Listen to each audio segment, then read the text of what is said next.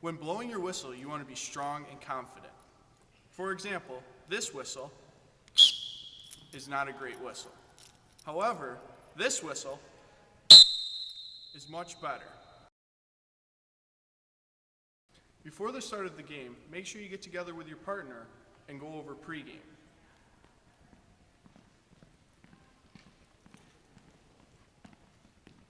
Now, if you're the trail, do you want to take person coming in, or do you want to leave that to the lead? I'll leave it to you. Leave that to the lead? Okay, so that's what we'll do. Yeah. Captains, welcome. Just want to get you guys together. Make sure you guys don't have earrings in, hair pieces, and we want a good, clean game.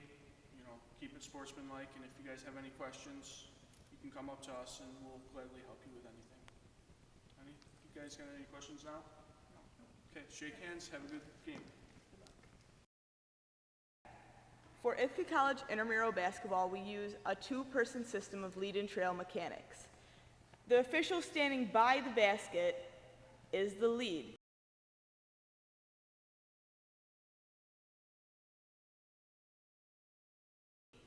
The official standing off to the side behind the three-point arc is the trail.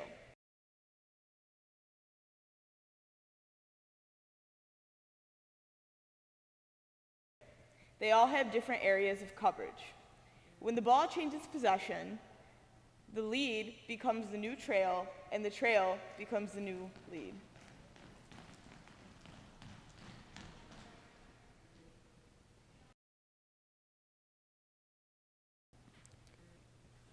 When doing the jump ball, you want to make sure everybody holds their positions. Tell the two players to have 1 foot inside the circle and blow your whistle. After blowing your whistle, drop it from your mouth so it doesn't get hit into your teeth. Say 1 bounce and toss. There are 2 different types of fouls. One is a common foul and the other is a shooting foul. Shooting fouls happen when a player is taking a shot. Common fouls happen on the ground.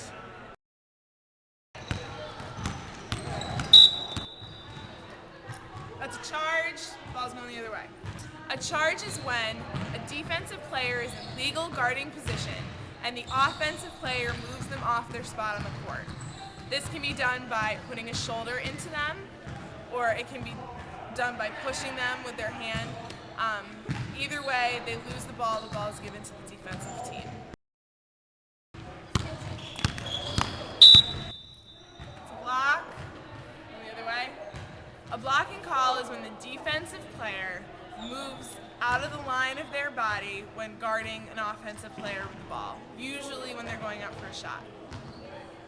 That can be either by taking a step toward the offensive player, step to the side in front of the offensive player, or keeping their feet planted and moving their body into the offensive player. That's a hold. That was a hold because the defender was obstructing the offensive player with her hands. You know, other common examples of this are literally what it sounds like when you grab a hold of somebody or even when you're swiping at somebody's wrists. That's a block. That was a block because illegal screens are typically called blocks. I mean, most people know them as illegal screens, but the second offensive player was obstructing the defender's way to defend the offensive player, and she was moving with her, which was not allowing her to efficiently play defense. That's a push. That's considered a push because over the backs are actually pushes in the back. That was a push in the back. It was excessive contact that displaced the front person that allowed the back person to gain an advantage on the rebound.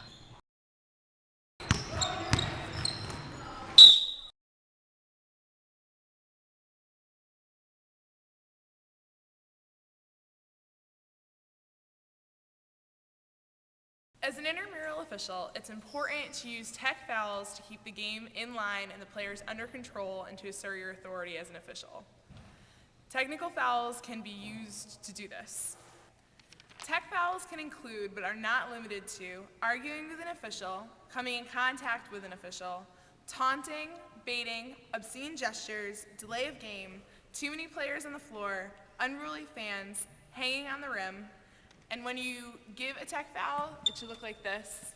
You need to make a T and then throw them out. After the first tech foul, the offended team gets to pick a player to shoot 2 free throws, and then they get the ball at half court. After the second tech foul on a player, that player is ejected. Player 22 is ejected. A flagrant foul is a foul that is intended to cause harm to another player despite ball status. This foul causes an immediate ejection, and the offended player gets 2 free throws and their team gets the ball.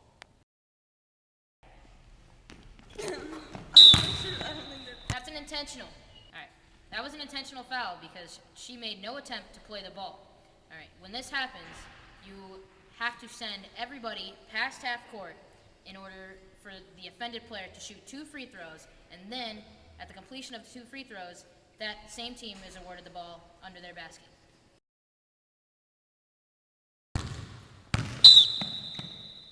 It's a travel, going the other way. That was a travel because she took more than 2 steps without dribbling the ball.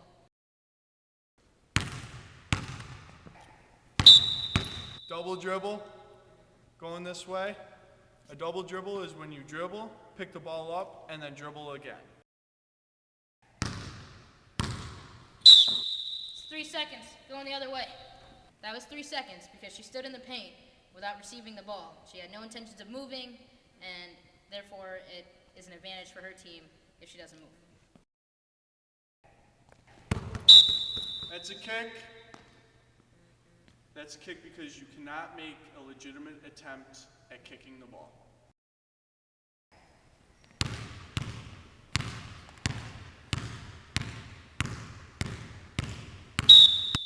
5 seconds. Going that way.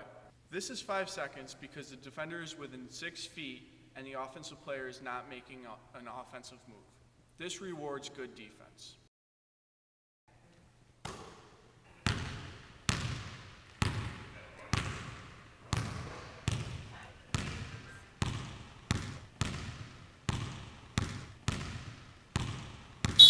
The 10-second call, going this way. It was a 10-second violation because the offensive player did not make an attempt to cross half court in 10 seconds.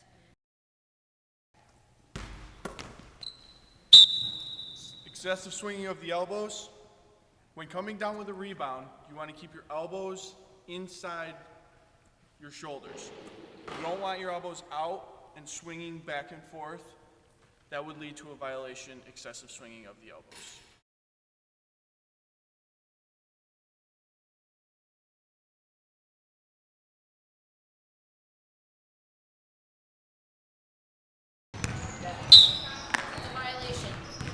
That was a lane violation because the player stepped into the lane too early on the free throw. Right, you've got 2 shots.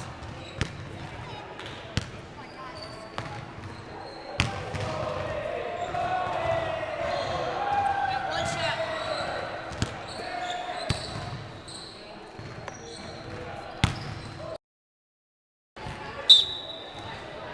When you distribute the ball, you want to make sure that you're out of the offensive player's way. When I say that, I mean you don't want to obstruct their way to get into their offensive end. So essentially, you stand to the outside of the person and hand them the ball with your outside hand. That way you can start your 5 count, as I did in the clip.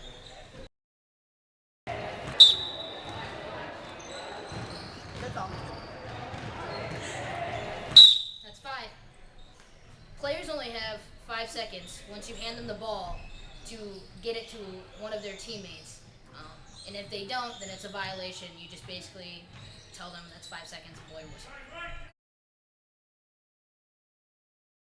Although intramurals seem like they wouldn't be too intense, the truth is they are. Players get very competitive, and more often than you would expect, fights break out. It's important as an official you know how to handle these conflicts. Number 1, what you need to do is immediately break up the fight. Get your supervisor and separate both participants. Then you need to tell both participants they need to leave. They can't just leave the gym, they need to leave the area. Next, you're going to want to write up an incident report. If participants refuse to leave, call public safety.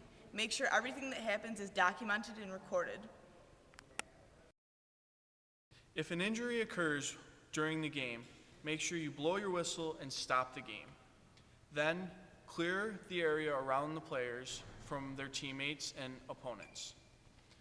Call your supervisor over and make sure they check call and care.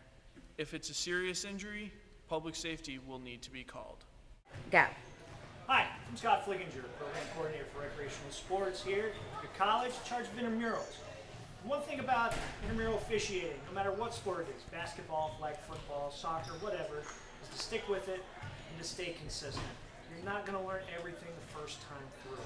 I can guarantee you that. But as long as you stick with it, make sure you read up on your rules, practice every day, even just practicing in the mirror, your mechanics, whatever, watching games as an official, not as a spectator, guaranteed you will get better and better with each game until you can become proficient enough to officiate whatever you want, whenever you want. Wow.